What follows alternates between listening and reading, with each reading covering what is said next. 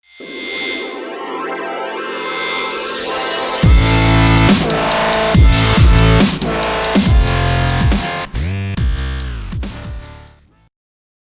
roleplayers, it's the Bard here. Welcome back to the corner. Today I'm feeling so nostalgic and I want to talk to you about everyone's favourite memory, their first time.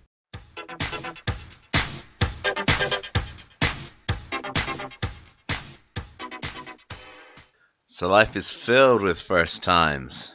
Your first kiss, your first walk into a strange girl's bedroom.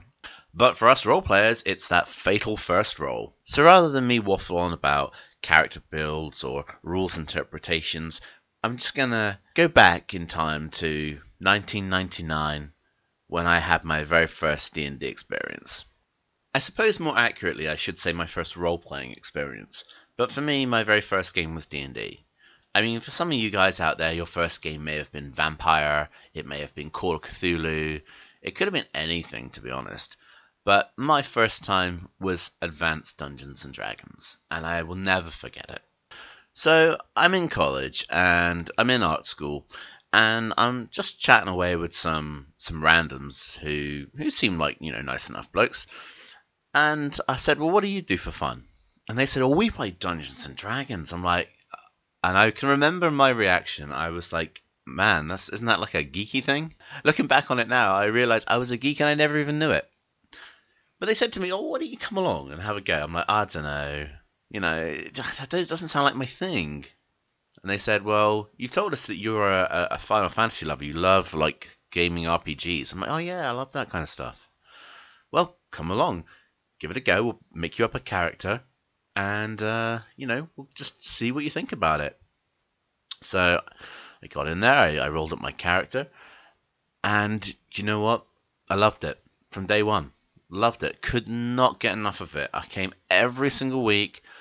I had to know what my character was doing. I had to know where the story was going to progress. It was a feeling that I haven't actually ever had again in role playing. I don't know what it was about those first sessions, but there was something just so exciting.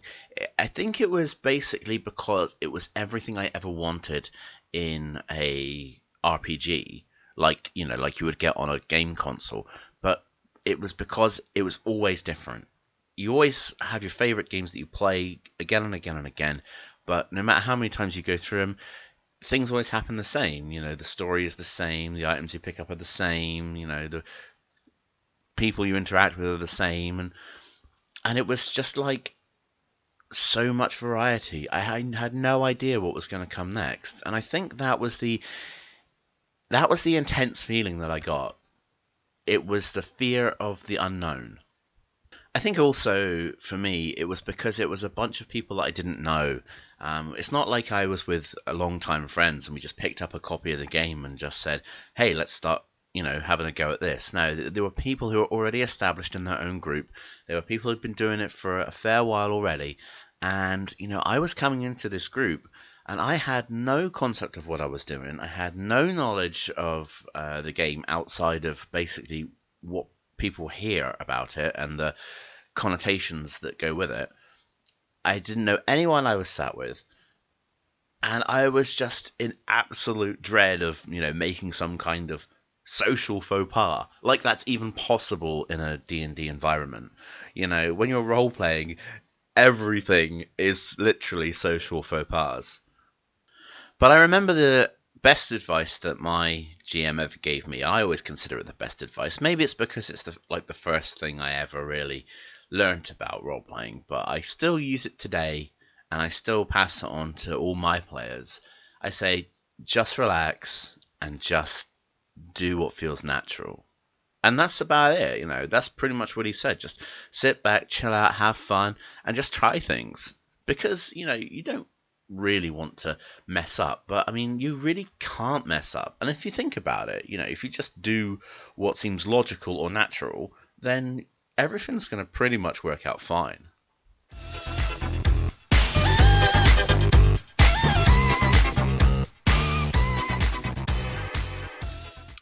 Yeah, I can remember my first game. Assault on an ogre fortress. And I mean, talk about being thrown in at the deep end.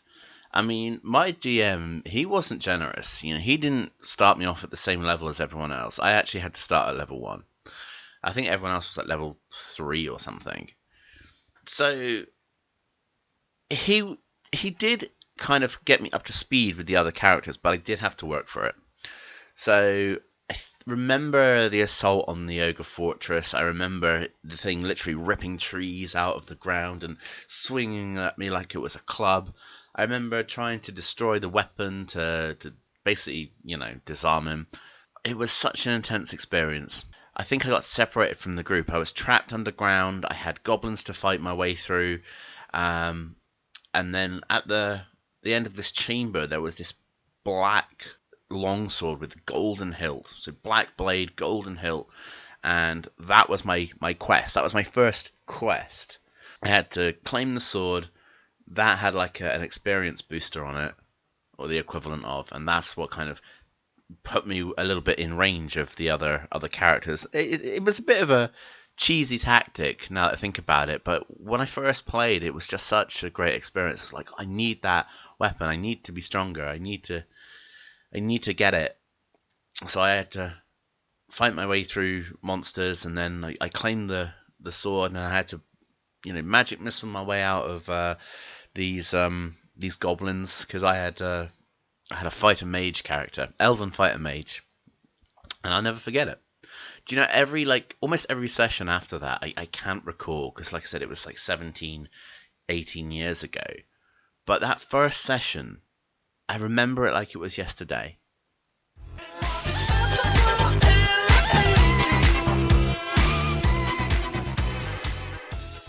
I was going to say that my first character death was in Werewolf: The Apocalypse. I mean, when you've got a group of vampires with Mach 10 Ingrams filled with silver bullets, it's kind of a no-go situation, But it wasn't because I was doing anything stupid. It wasn't because there was some conspiracy to kill my character. There was no plan. It was just bad fucking luck. But I thought about it a bit more, and then I remembered, yeah, my main character in D&D actually died. My God, it must have been some kind of traumatic experience, because I could never remember. It's literally not until I did this video, not until I started sitting down here talking about it. I mean, I thought my character was alive and kicking throughout the whole thing, but now that I really think about it, yeah, my character died a fair few times. I had to be resurrected, like, a lot. And my GM, he was brutal. He was actually brutal. There was none of this kind of, you fall down on 1 hit point. If you got knocked down, you got knocked down. And this was the old rules as well. Like, if you're on 0 hit points, you are dead. There's none of this saving throw rolls or minus hit points and recovery things you can do. Nah, it was like, if you hit 0, you're gone. And my character must have had the lowest constitution of any character in any game, because I had to be resurrected a lot. I think every time we played with a different GM, because we would do a rotation every once in a while, and someone would run an adventure. And I think actually there were a few people who really, they weren't out to kill my character, but they were out to kill someone. I don't know, maybe they were trying to prove a point. I mean, we were just like 16 or something, but it was pretty harsh, I remember. And I think I might have gone down to something as low as 7 constitution.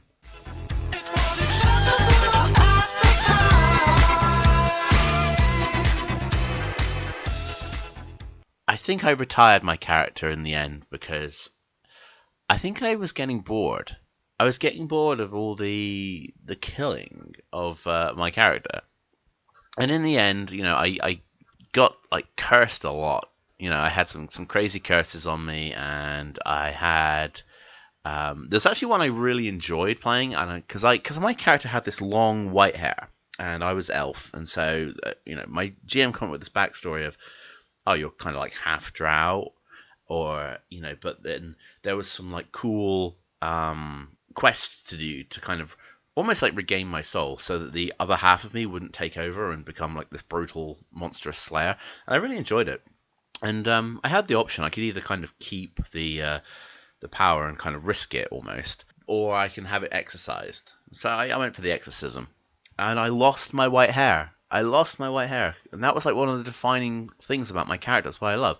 And he actually said, "Oh, your hair is like turned to a normal color," and I was devastated. I was absolutely devastated. I fucking flipped. I was like, "This is my character. You cannot fuck with it like that." And that's when I left. That is when I left that group. I mean, undoubtedly, some people will just leave their groups. I mean, it just has to happen. Sometimes groups just disband because people go on with their lives. Sometimes there are these little things like what I've just explained that happens. But ultimately, groups do break up eventually. All groups will have to eventually stop. But, that wasn't really a high point in my gaming career. I mean, I was just a kid. I was like 16 and... no, I wasn't very pleased with myself after I settled down and thought about it. But it was probably a good time for me to stop that game anyway. I'm still cool with my first GM though. I mean, on the odd occasions that I do see him, we're civil at best. No, he's really all right.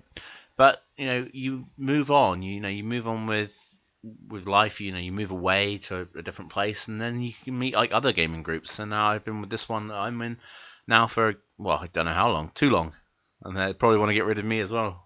I suppose ultimately, if you discount all the magic and the dragons and the swords and the armor, it's essentially art imitating life. I think this is how one of my friends described it recently. It's art imitating life, and it's very true, especially when you love a character the way I loved my first character.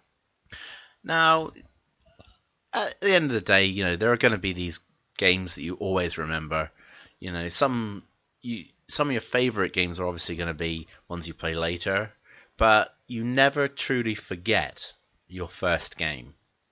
And you never really forget your first experience, whether it be your first success, your first death, your first time you leave. But like I said, your gaming is always going to be filled with firsts. So cherish them, love them, because you're only going to get one.